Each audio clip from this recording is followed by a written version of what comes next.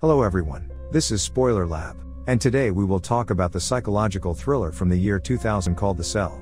The story begins with the fact that the main character, Catherine, a psychiatrist, meets a boy named Edward in the desert. The child suffers from schizophrenia and has been in a coma for a long time. Catherine regularly enters his subconscious to save Edward and bring him back to life. To do this, the boy must agree to go on a boat, but the ghost of Moki Loki does not allow him to do this. Catherine wants to cut off the connection and presses on the sensory microchip sewn into her arm. The woman returns to the real world. In the lab, her colleagues bring her out of her half-asleep state. Edward's parents come to visit their son. The father does not believe in the effectiveness of such treatment, because there is no evidence of improvement in Edward's condition. He believes Catherine's visions are hallucinations. The woman is trying to prove her devotion to Edward and her desire to continue the sessions. Meanwhile, a serial killer named Carl Starger arrives at the abandoned factory, along with his albino dog Valentine. The man has a severe form of schizophrenia. He enters the torture room and admires the body of the girl he drowned in a sealed cage. Having enjoyed the last convulsions of the corpse, Carl drains the water from the cage. Catherine's boss negotiates with Edward's parents to extend the treatment sessions for another 6 months. But a new approach is needed. Catherine offers to let Edward into her subconscious in order to snatch the boy from a bad environment. But the girl's colleague says it's not safe for both the boy and Catherine. The woman is sent home to rest properly. At home, Catherine tries to relax but can't stop thinking about Edward. She has a dream about the boy's subconscious, and there she meets Moki Loki again. At this time, Carl loads the corpse into the car and takes it to his basement. There, the maniac completely bleaches the body of the victim, puts it on the table and washes. Carl then turns on the camera footage of the victim's suffering. Steel rings are implanted all over the maniac's body, from which he hangs himself with chains over the corpse. In this position, he views the footage, experiencing pleasure. A week later, police find the body of the deceased girl under a bridge. By all indications, it becomes clear to them that Carl committed the crime. This is also indicated by the collar around the neck of the victim. Thus Carl shows that all the bodies of those killed belong to him. And the killer is looking for a new victim, Julia Hickson. The girl looks like a doll to Carl, and he is exhausted from the desire to appropriate her for himself. To temporarily suppress his excitement, the maniac takes pills. The police continue to search for Carl. From the laboratory, they receive data on the dog's hair found on the body. Upon learning that the coat belongs to an albino dog, they receive an important clue, since such animals are very rare. Later that evening, Julia Hickson walks down to the parking lot to her car. The girl behaves extremely cautiously and keeps a stun gun at the ready. Julia safely gets into the car, backs up and suddenly hears a dog squeal. Wanting to help the animal, the girl jumps out of the car, but it turns out that it was Carl's ploy. The maniac ruthlessly attacks the girl and immobilizes her. Meanwhile, the FBI is busy. Agent Peter Novak is sure the maniac wants to be caught because he leaves two obvious leads. Agents communicate with Julia's relatives, but with all the desire, Peter cannot reassure them. At this time, according to the available evidence, the FBI manages to discover the place of residence of Carl. The fur of the dog, Valentine, did indeed play an important role in the investigation. Novak and his colleagues rush to apprehend the criminal. Meanwhile, Carl takes a relaxing bath at his home. Suddenly, the man has a seizure. He hears his terrible inner voice and does not have time to take the pills. In search of a cure, Carl walks around the house and becomes more and more crazy. Agents arrive at the scene.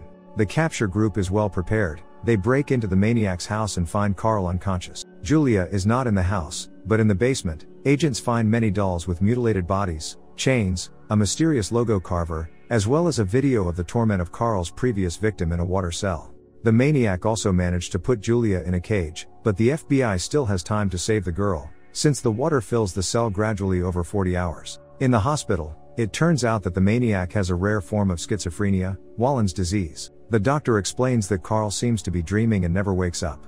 On the day of the arrest, the patient had a crisis, and he fell into a coma forever. It would seem that Julia will no longer be found, since Carl is the only one who knows about the place of her imprisonment. However, the doctor suddenly recalls the technique of entering the subconscious. Carl is rushed to the center where Catherine works. There, Agent Novak brings the woman and her colleagues up to date. He explains that the only way to save Julia is to get into Carl's subconscious and find out where he hid the victim. The final decision is for Catherine, because it is she who will face the inner world of a maniac. Agent Novak convinces her that Carl needs someone to trust and repent. The desire to help the unfortunate victim of a maniac pushes Catherine to a desperate step, and she agrees. Catherine's boss explains to the agents the principle of the system for penetrating the patient's brain. Impulses not only send information from the subconscious, but also allow the psychiatrist to penetrate the patient's inner world and become a participant in what is happening there.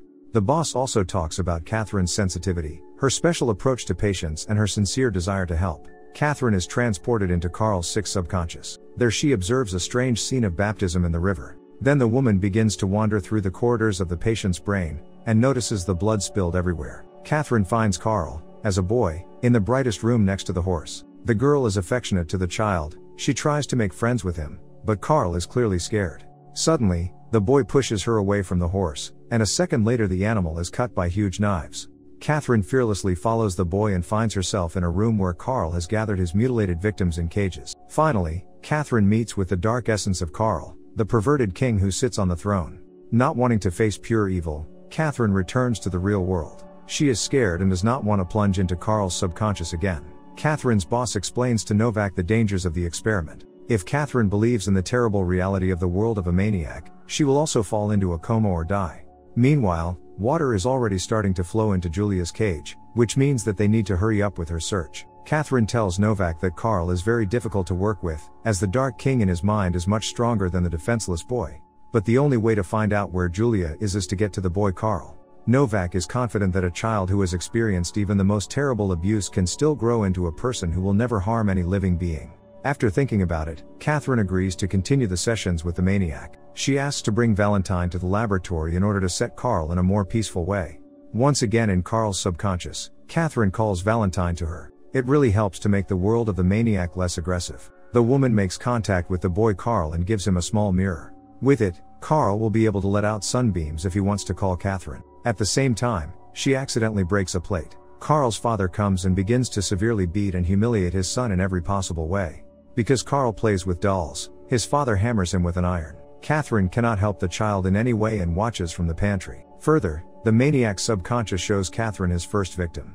It turns out that for the first time the dark essence of Carl manifested itself at his baptism, when the boy was dipped into the water for a long time. Then the child felt that he was drowning, but no one tried to save him. Therefore, the adult Carl began to drown his victims. Suddenly, the demonic essence of the maniac appears and convinces Catherine of the reality of his world by putting a collar on her. The girl can no longer go back without help. Meanwhile, Julia in the cage continues to be flooded with water. The girl is hysterical, but the FBI still does not know where to look for her.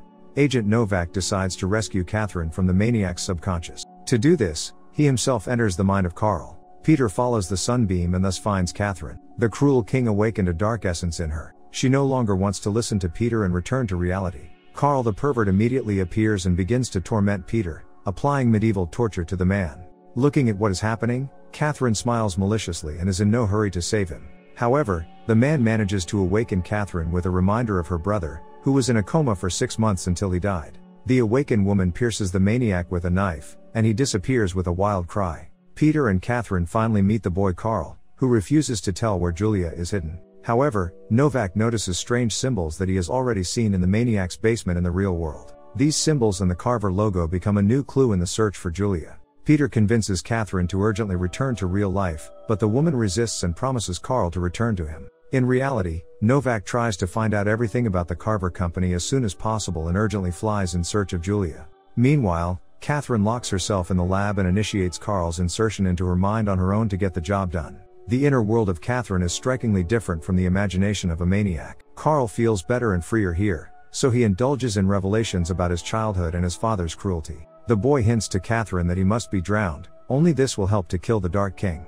Carl's evil essence infiltrates Catherine's mind, and a brutal fight ensues. The woman inflicts many wounds on the fiend and plunges the sword into the heart. Choking on blood, the maniac smiles bloodthirstily and says, "I am a god boy." This means that its two essences are inseparable. The wounds that the maniac received were imprinted on the boy. The bloodied child begs Catherine to save him, which means only one thing: the boy must be drowned. The Carver logo really helped to find the abandoned factory where the maniac tortured his victims. Upon arrival, Peter miraculously discovers a disguised basement and descends to Julia. The girl is fighting for her life with all her might, because the cage is already completely filled with water and she can only breathe through a tube. The agent shoots the glass several times. Shots alone are not enough. Then Peter smashes the glass with all his might with a piece of metal and at the last moment frees the choking Julia. The girl cannot calm down, so Peter takes her in his arms and hugs her. Catherine carefully lowers the boy into the water in her arms, and the boy in his mind returns to the moment of baptism in the river. The boy slowly dies, not trying to fight for his life. At the same time, both the cruel Dark King and Carl in the real world die. A couple of weeks later, Novak and his colleagues conduct an additional search in the Maniac's house. Peter learns that Catherine has adopted Carl's dog. The woman comes to say goodbye to her friend and says that she decided to conduct a reverse movement session with Edward as well. That is, she is ready to let the boy into her mind. In the world of Catherine, the ghost of Moki Loki does not prevent Edward's boat from sailing, which means that the boy has a real chance for recovery. Thank you all for watching. Subscribe to the channel, like it, suggest your films in the comments, and we will try to please you with quality content as often as possible. See you.